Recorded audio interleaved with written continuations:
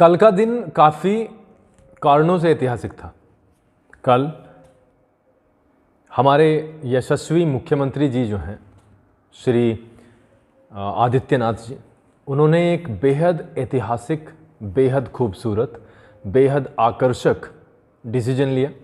एक मीटिंग की और उसके बाद में निर्णय पर वो पहुँचे कि यूपी में सभी स्कूल्स 1 से 12 तक के, सभी कोचिंग सेंटर्स, सभी कॉलेजेस, यानी जहाँ पे शिक्षा मिलती है, वो 30 अप्रैल तक के लिए पूर्णतया रूप से वो बंद रहेंगे। इस निर्णय का, ये जो ऐतिहासिक निर्णय है, इसका हम सभी, जहाँ तक मेरा विचार है और जहाँ तक मेरा सवाल है व्यक्तिगत रूप से और मैं पूरी संस्था के रूप में भी, मैं इस निर्णय को बेहद खुशी के साथ एक्सेप्ट भी करता हूँ और लोगों के द्वार तक इसे पहुँचाना भी चाहता हूँ। इसके कारण भी मैं, क्योंकि शायद सरकार इसके कारण ना गिना पाई हो, लेकिन मेरे जहन में बहुत सारी चीज़ें हैं जो मैं वास्तव में आपको गिनवाना चाहूँगा और ये काफ़ी बेहतरीन निर्णय साबित होगा, क्योंकि हमें कहीं ना कहीं किसी न किसी लेवल पर आतंकवाद की कमर तोड़नी है। नक्सली हमले होते रहते हैं, जैसे ही हम देखते हैं, सुबह उठते हैं तो पता चलता है कि हमारे वीर जो जवान हैं वहाँ पर शहीद हो गए। और स्कूल बंद होने से सबसे बड़ा जो बेनिफिट ये होगा कि भारत की इकोनॉमी जो है वो बूस्ट हो जाएगी, क्योंकि इससे काला धन वापस आएगा। काला धन वापस आने के बाद में वो यहाँ पर जो है इतने सारे रोजगार पैदा होंगे भारतीय लोगों के लिए कि जिसकी कोई सीमा नहीं होगी। अब सब संपन्न होंगे। देखिए, स्कूल कॉलेजेस जो है ना, वो गढ़ होते हैं भ्रष्टता का। भ्रष्टाचार अगर पनपा है आज तक इन 70 सालों में, वो सिर्फ और सिर्फ इनसे स्कूल कॉलेजेस से ही पनपा है। तो मेरे विचार से ये जो निर्णय है, ये जो आ जाते हैं, कभी 25 तक बंद कर देते हैं, कभी 30 तक बंद कर देते हैं, कभी 18 तक बंद कर देते हैं, तो मेरे विचार से ये बेहतरीन है। और अब वो वाली टेंशन भी बचेगी नहीं कि कल क्या करना है या आज क्या करना है, क्योंकि वो सारी की सारी टेंशन्स खत्म हो चुकी हैं। प्लस अब हम कोरोना काल की बात करते हैं। देखिए, कोरोना काल में भीड़ लगाना किसने बताया? कोरोना काल में भीड़ लगाने का मतलब है आप गैरकानूनी रूप से कार्य कर रहे हैं। हमारे जितने भी नेता हैं, हमारे जो लीडर्स हैं, लीडर्स का मतलब क्या होता है? लीड का मतलब क्या होता है? लीड का मतलब होता है अगुवाई करना, है ना। और जो लीडर होते हैं वो क्या होते हैं? नेतृत्व करने वाले, जो जैसे क्रिकेट में कैप्टन होता है तो वो सबसे आगे चलते हैं। और ऐसा कहा जाता है, जो जैसे परिवार होता है, परिवार में मुखिया होता है, मुखिया को देखकर ही जो परिवार के सदस्य हैं वो उससे प्रेरित होते हैं। तो हमें भी प्रेरित होना चाहिए, क्योंकि हमारे जो मुखिया हैं सारे ही, उन्होंने इस 1 साल में जितनी प्रेरणा हमें दी है वो वास्तव में उतनी ज़्यादा है कि हम कई सदियों तक उसे शायद संजो के नहीं रख पाएंगे। कारण ये है कि जैसे ही आप टीवी देखते हैं या खोलते हैं तो आपको देखते हैं कि सोशल डिस्टेंसिंग का जो नज़ारा आपको देखने को मिलता है ना, वो लाजवाब है। मास्क का प्रयोग इतनी भारी मात्रा में, मतलब वास्तव में पुरजोर तरीके से कोशिश की गई है हमारे सभी नेताओं के द्वारा। मैं सभी का ये अपने दोनों हाथ जोड़ करके, नतमस्तक हो करके प्रणाम करता हूँ सभी। और स्पेशली 3 हमारे मैं तो उन्हें ये कहूँगा कि 3 जो सबसे उच्च कोटि के हमारे जो नेताजी हैं, हमारे लीडर्स हैं, उन सभी का मैं हाथ जोड़कर ये धन्यवाद करता हूँ कि उन्होंने जिस तरीके से भारत को कोरोना रूपी इस खतरनाक बीमारी से बचाया है, वो वास्तव में कोई और सरकार होती तो वास्तव में हम वो चीज़ नहीं कर पाते, बहुत ज़्यादा दिक्कतें हो जाती। आज सिर्फ और सिर्फ उन्हीं के क्रियाकलापों के द्वारा के कारण, उन्हीं के बेहतरीन कामों के कारण आज सिर्फ हमारे देश में 1,62,68,000 केसेस आ रहे हैं बस। मतलब आप देखो तो सही, 1,62,68,000 केसेस 135 करोड़ जनता में। आपको पता है, आदमी पे 4 आदमियों का, अपने परिवार के सदस्यों का लालन पोषण करना भारी हो जाता है। और देखना, वो सरकार 135 करोड़ जनता का, 135 करोड़ लोगों का लालन पोषण कर रही है। तो इस बात में हमें उन्हें सलाम करना चाहिए।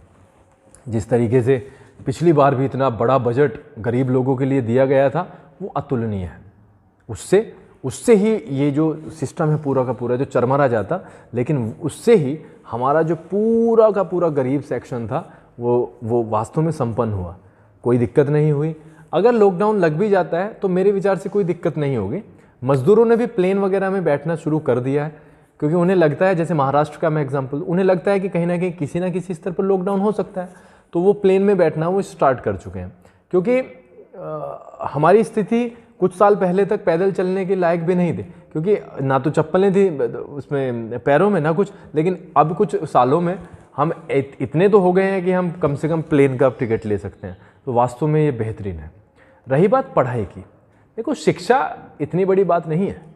शिक्षा तो आप आज नहीं लेंगे, कल ले लेंगे। कौन सा कुंभ का मेला है कि 12 साल के बाद में आएगी, भाई कल ले लेंगे। रही बात पेपर्स के, पेपर्स का भी वही कहूँगा, पेपर्स तो आनी जानी माया है। आज नहीं दिए, कल दे दिए, अगले साल दे दिए, एक बार फेल हुए, 2 बार फेल हुए, फिर खड़े हो गए, फिर फेल हुए, फिर खड़े हो गए, और प्रमोशन तो मिल ही रहा है ना बच्चों। क्या फ़र्क पड़ता है? आपको 9वीं से 10वीं में आना था, आप आ गए हो। 11वीं से 12वीं में आना था, आप सरकार की कृपा से आ ही गए हो। और भगवान ने चाहा तो आपको जल्दी ही ग्रेजुएशन ये ऐसे ही करा देंगे। वास्तव में ग्रेजुएशन आपकी हो जाएगी, उसके बाद में आपका जो जीवन है वो पुण्य कार्यों से भरा भराया है। आप गंगा स्नान कर ही लोगे। गंगा भी इस तरीके से मेरे विचार से पिछले कुछ सालों में 2 बन के उभरी हैं। पहले हमने सोचते थे हम, हमारा विश्वास है कि और कहते भी हैं, बड़े बूढ़े कहते हैं कि भाई ये गंगा में नहाने से पाप जो हैं वो सारे नष्ट हो जाते हैं। तो अभी गंगा से भी पवित्र एक चीज़ का आविष्कार हुआ है।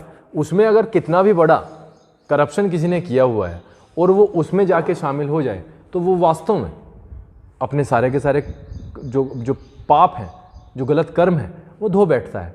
तो हाँ, ये चीज़ें हुई हैं। मैं एक बार फिर से सरकार के इस बेहतरीन निर्णय का स्वागत करता हूँ। ये वास्तव में हमारी जीडीपी को, हमारे जो विकास है, डेवलपमेंट है, उसको बढ़ाएगा। और हाँ, एक और चीज़ जो सबसे इम्पोर्टेंट है इकोनॉमी के लिए, जो सबसे इम्पोर्टेंट है, दारू शराब, वो बिल्कुल सही समय पे। और अगर हम देखते हैं कि जीडीपी डाउन होने जा रही है, वो तो उसे घंटे 2 घंटे और ज़्यादा बढ़ा भी सकते हैं। वो सही समय पे खुलेंगी, सही तरीके से वितरित भी की जाएगी। आपको कोई चिंता नहीं है, कोई चिंता करने की बात नहीं है। और दूसरी चीज़, रैलियाँ अपने सही समय पर ताबड़तोड़ तरीके से होंगी, उसमें कोई भी दिक्कत नहीं होगी। पंचायत चुनाव अपने समय से होंगे। आप सिर्फ शैक्षणिक संस्थानों से बच के रहिए, क्योंकि वहाँ पर आप जाओगे तो कोरोना का भय है, और जिससे कि आप स्प्रेड कर सकते हो, आप इसे बढ़ा सकते हो। शैक्षणिक संस्थानों से आप दूर रहो। आप अपना अगर बचाव करना चाहते हैं तो सबसे पहले मास्क लगाएं, दूसरा सोशल डिस्टेंसिंग का पालन करें, तीसरा शैक्षणिक संस्थान से आप दूर रहें, चौथा वैक्सीनेशन आ ही चुका है। आप अगर किसी एज ग्रुप में हैं और वैक्सीनेशन है तो आप वैक्सीनेशन कराएं अपना। और पांचवा जो सबसे इंपॉर्टेंट है, अगर आपको इनसे भी निजात नहीं मिलती कोरोना से, तो आप आंख बंद करके चुनावी रैली में पहुंच जाएं। वहां पर सबसे सेफ, वहां पर सबसे बड़ी प्रोटेक्शन है। क्योंकि आज भी जिस टाइम मैं ये वीडियो बना रहा हूं, आज भी बंगाल में कई लाख लोग अपनी जान बचा रहे हैं कोरोना से, और वो सिर्फ और सिर्फ ये जादू है। क्योंकि हम तो जा नहीं सकते, क्योंकि भाई बस मैं क्या कहूँ, मतलब हम क्यों नहीं जा सकते, लेकिन हाँ, बहुत सारे लोग, कई लाख लोग आज भी वहाँ पर जान बचा रहे हैं और जागरूकता अभियान में हिस्सा ले रहे हैं। आगे भी ऐसा ही होता रहेगा। बहुत बहुत धन्यवाद आप सभी का। ये जो माहौल है ये आकर्षक है, ये जो माहौल बना है ये बेहतरीन है। भगवान करे इस तरीके का माहौल और 5, 7, 10 साल चले, तो वास्तव में एक ख्याति भारत को मिलने वाली है, और जो मिलेगी वो बहुत ही महत्वपूर्ण होगी, और ये सदियों तक याद रखी जाएगी। बहुत बहुत धन्यवाद आपके समय के लिए।